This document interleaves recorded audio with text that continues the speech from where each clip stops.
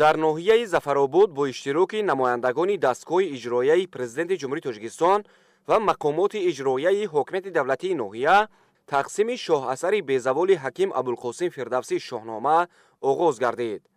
ёдовар мешавем ки ин иқдоми Наҷиб ба ифтихори ҷашни 35-солагии истиқлоли давлатии ҷумҳурии Тоҷикистон амалӣ гардида, ҳадафи он пеш аз ҳама эҳёи ҳофизаи таърихӣ, густариши худшиносию худогоҳии миллӣ ва таҳкими эҳсоси ватандӯстию ватанпарастии мардум ба хусус наврасону ҷавонон мебошад.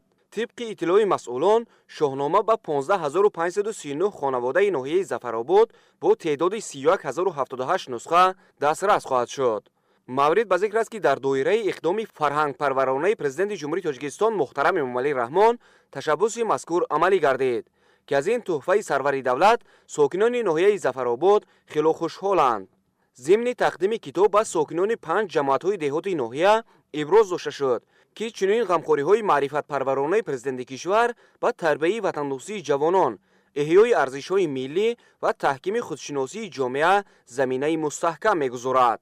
тақдими шоҳнома аз ҷониби президенти кишвар на танҳо рамзи арҷгузорӣ ба таъриху фарҳанги пурғановати халқи тоҷик, балки нишонаи муҳаббати бепоён ба ҳар хонаводаи ҷумҳурии Тоҷикистон аст. ин иқдоми арзишманд дар дили ҳар сокини мамлакат эҳсоси ифтихор аз гузашта ва масъулият барои имрӯзро бедор менамояд. бояд гуфт ки шоҳнома маҳз бо дастгириҳои президенти кишвар дар 2 ҷилд ва бо теъдоди 1 млн 700 000 нусха нашр шудааст.